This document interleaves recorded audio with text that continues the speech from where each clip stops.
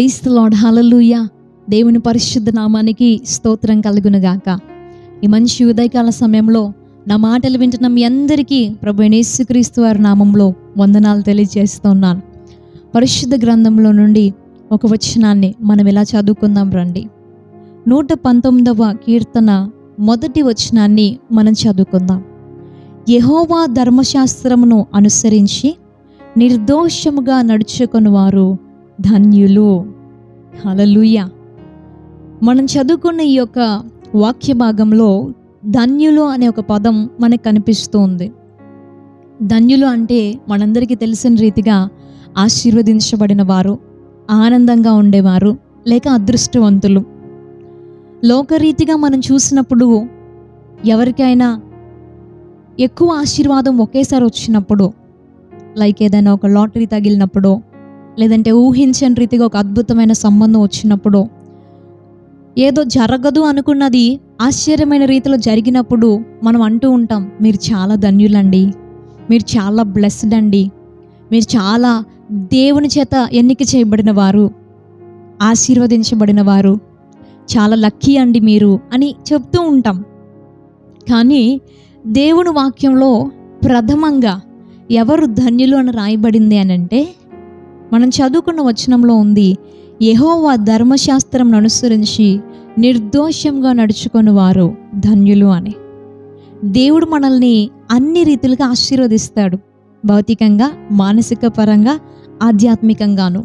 కానీ క్రైస్తవులంగా, విశ్వాసులంగా, దేవుని ప్రజలమైన మనందరికీ కూడా మొట్టమొదటి ధన్యత ఏంటో తెలుసా అండి? ఆయన సన్నిధిలో ఆయన వాక్యాన్ని అనుసరిస్తూ నిర్దోషులుగా ఎంచబడటమే ఒక ధన్యత.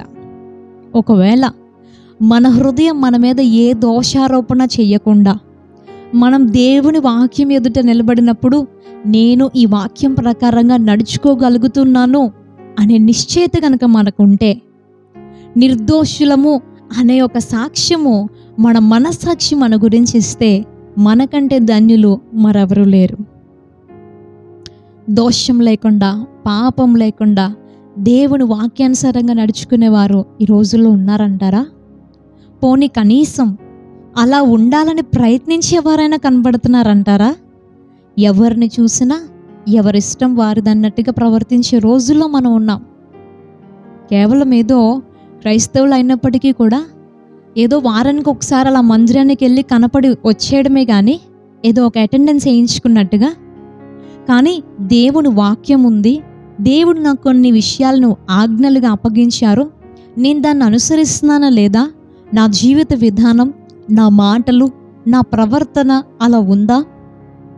ఒకవేళ లేకపోతే దేవుడు తన వాక్యం ద్వారా నన్ను హెచ్చరిస్తున్నప్పుడైనా నన్ను నేను చూసుకొని సరిచేసుకుందాం అనే ఆలోచించటమే ఈరోజు ప్రజలకి కష్టంగా ఉంటుంది. కొంతమందికి అయితే ఆలోచించడానికి టైం కూడా లేదు, అంత బిజీగా ఉన్నారు లైఫ్లో. ప్రియ సహోదరుడా, దేవుని వాక్యాన్ని గురించిన ఆలోచన మనకుంటుందా? ఆయన వాక్యాన్ని మనం అనుసరిస్తున్నాము అనే ధైర్యము మనకుంటుందా? కనీసం ఇక నుండైనా నేను కొంచెంగా అయినా దేవుని వాక్యానుసారంగా నడుచుకోవడానికి ప్రయత్నం చేయాలి అనే ఆశ అయినా మనలో కలుగుతుందా? ఒకవేళ అలా లేకపోతే ఆత్మీయంగా మనం ఎంతో అడుగు స్థానంలో ఉన్నామన్న విషయము జ్ఞాపకం చేసుకోవాలి కాదా? నిర్దోషంగా నడుచుకునేవారు ధన్యులు. ఒకప్పుడు దేవుణ్ణి ఎరుగని వారుగా మనం ఉన్నప్పుడు ఎన్నో దోషాల్లో ఉన్నాం, ఎన్నో రకాలైన పాపాల్లో ఉన్నాం, భయంకరమైనటువంటి అసహ్యమైన కార్యాల్లో మనం ఉన్నాం. కానీ దేవుడు మనల్ని ఎంతో ప్రేమించాడు. ప్రభు అయిన యేసుక్రీస్తు వారు తన రక్తాన్ని మన కోసం కార్చి మనల్ని శుద్ధులుగా చేశారు, దోషమంతటినే కడిగేశారు. ఆ పూర్వకాలంలో మనం చేసినటువంటి ఆ పాపాలను అంతటిని సముద్రగాధంలో పడవేసి, ఇక ఎన్నడూ నేను వాటిని జ్ఞాపకం చేసుకోను అని మనల్ని పవిత్రులుగా మార్చారు, నీతిమంతులుగా తీర్చాడు. దేవునికి మహిమ కలుగును గాక. అదొక గొప్ప ధన్యత, ఒక గొప్ప భాగ్యం. మనం కడగబడిన తర్వాత, శుద్ధీకరణ చేయబడిన తర్వాత మరలా తిరిగి విడిచి వచ్చిన పాపంలోనికి వెళ్తూ, దేవుని మాటకు వినకుండా దేవుని వాక్యానికి వ్యతిరేకంగా మనం నడుస్తున్నాము అని అంటే దేవుని దృష్టిలో అది ఎంత బాధ. దేవుడు మనల్ని రక్షించిన దానికి మనం విలువ ఇవ్వడం లేదు అనే కదా దాని అర్థం. రక్షణ పొందిన నాటి నుండి ప్రతిదినము కూడా ఇంకా నేను దేవుని గురించి ఎక్కువగా తెలుసుకోవాలి, నేను ఎలా ఉండాలని దేవుడు ఆశపడుతున్నాడో అన్న విషయాన్ని పరిశీలన చేసి నేను దాన్ని అనుసరించాలి అని వాక్యాన్ని లోతుగా చదువుతూ మన జీవితాన్ని వాక్యానుసారంగా నడిపిస్తే దేవుడు మనల్ని బట్టి ఎంత సంతోషిస్తాడో. మనం అనుకోవచ్చు, మేము నిర్దోషంగా నడుచుకుంటే, దేవుని వాక్యానుసారంగా జీవిస్తే మాకేంటమ్మా ధన్యత, మాకేంటి అని అంటే, మనం ఒకసారి చూస్తే దేవుని వాక్యము ఈ లోకంలో మనం ఎలా జీవించాలనే విషయాన్ని మనకెంతో బాగా నేర్పిస్తుంది. ఎలా మాట్లాడాలి, ఎలా ప్రవర్తించాలి, ఒక వ్యక్తి ఎలా ఉంటే గౌరవంగా ఉండగలడు, ఏది మనకి ఘనతను తీసుకొస్తుంది, సమాజంలో ఏ రీతిలో ఉంటే మనం అవమానాల పాలవుతామో ప్రతి విషయము దేవుడు తన వాక్యంలో స్పష్టంగా మనకి తెలియచేశారు. ఈ భూమి మీద మనం బ్రతికేటప్పుడు గౌరవమైన ప్రధానంలో మనం బ్రతకడానికి ఎలా ఉండాలో అనే విషయం, అన్నిటికంటే ప్రాముఖ్యంగా రేపు దేవుని ఎదుట మనం నిలబడాలి అని అంటే మనం నిర్దోషులమై ఉండాలి అని దేవుని వాక్యం సెలవిస్తుంది. దేవుడు మనల్ని పరిశుద్ధపరిచిన తర్వాత మరలా పాపం అనే కాడి క్రింద చిక్కుకొని, దేవుడు మనల్ని విడిపించిన తర్వాత మరలా పాపంలో బంధించబడిన వారిగా మనం ఉంటే, ఆయన మనల్ని విడిపించిన దానికి మనం విలువ ఇవ్వటం లేదని అర్థం కాదంటారా ప్రియ సహోదరుడా? ఒకవేళ ఈ సమయంలో మన మనస్సుని మనం దేవుని సన్నిధిలో దేవుని వాక్యం అనే అద్దం ముందు పెట్టినప్పుడు మనం ఇంకా మన మనస్సు దోషారోపణ మన మీద చేస్తుంది అని అంటే మనం దేవుని ఎదుట రేపు ధైర్యంగా నిలబడలేము అనే అర్థము. పరిశుద్ధ గ్రంథంలో మనం చూస్తే మొదటి యోహాను పత్రిక, యోహాను గారు రాసినటువంటి మొదటి పత్రిక 3వ అధ్యాయము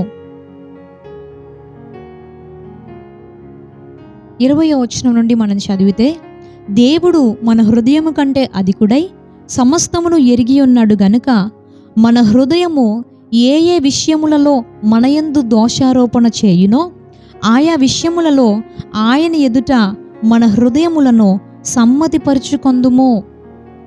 దేవుని ఎదుటకి వెళ్ళినప్పుడు మన హృదయం ఏ ఏ విషయాలనైతే దోషారోపణగా మన మీద వేస్తుందో వాటిని మనం సరిచేసుకొని దేవునితో మన హృదయాల్ని సమ్మతిపరుచుకోవాలి.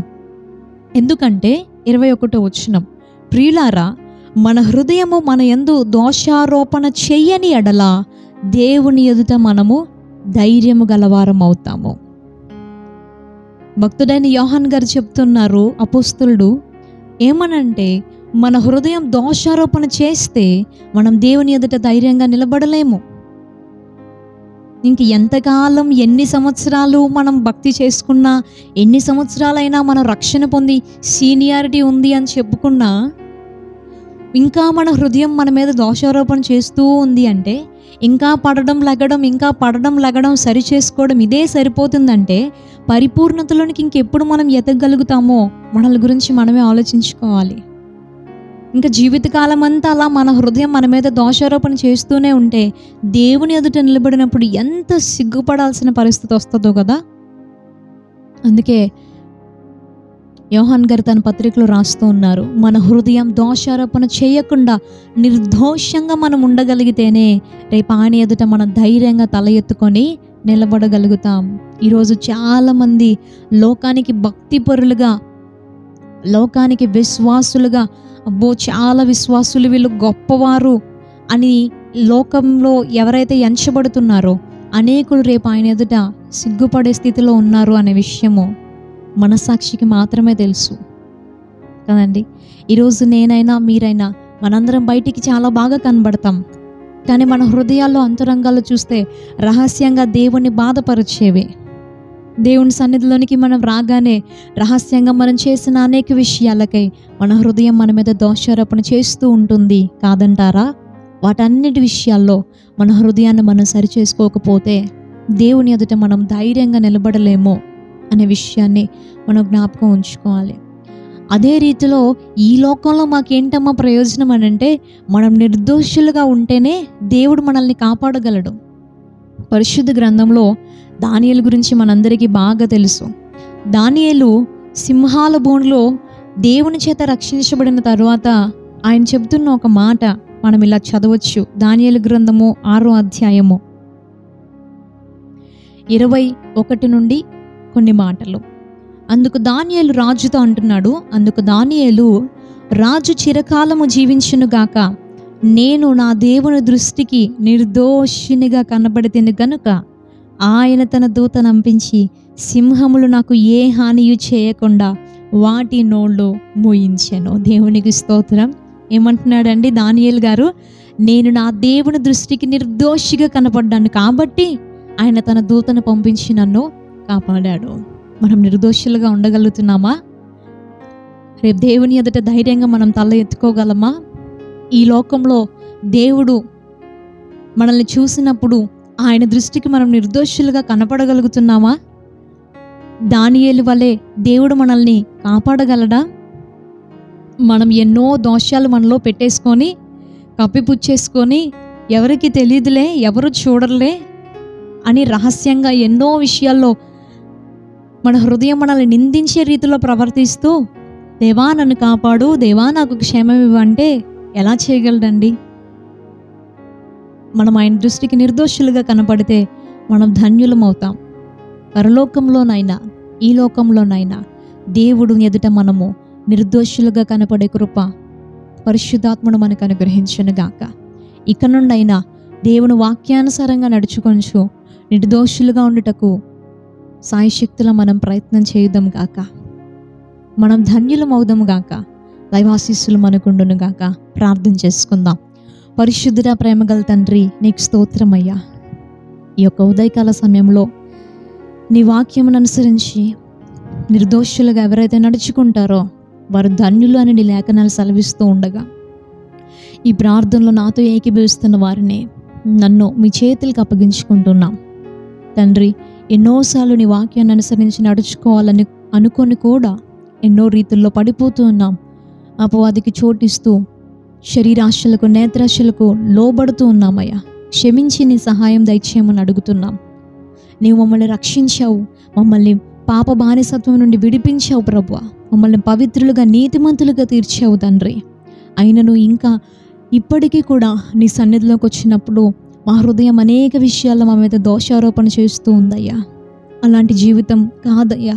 రేపు నీ ఎదుట నిలబడినప్పుడు ధైర్యంగా మేము తల ఎత్తుకోగలిగినటువంటి నిర్దోషులుగా బ్రతికే కృపను మీరు మాకు దయచేయండి.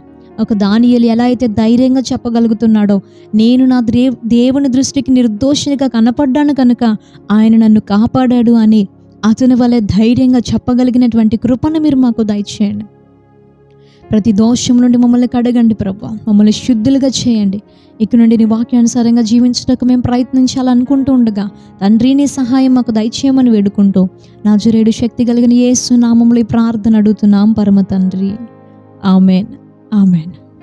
ప్రభువైన యేసుక్రీస్తు వారి నామంలో మరొకసారి మీకు వందనాలు తెలియజేస్తున్నాను. రేపు ఉదయకాలం ఇదే సమయానికి మరలా ఉదయకాలం మన్నాలో మనం కలుసుకుందాం. అంతవరకు దేవుని మహాకృప మనందరికీ తోడై ఉండును గాక. May God bless you. Thank you so much. Praise the Lord.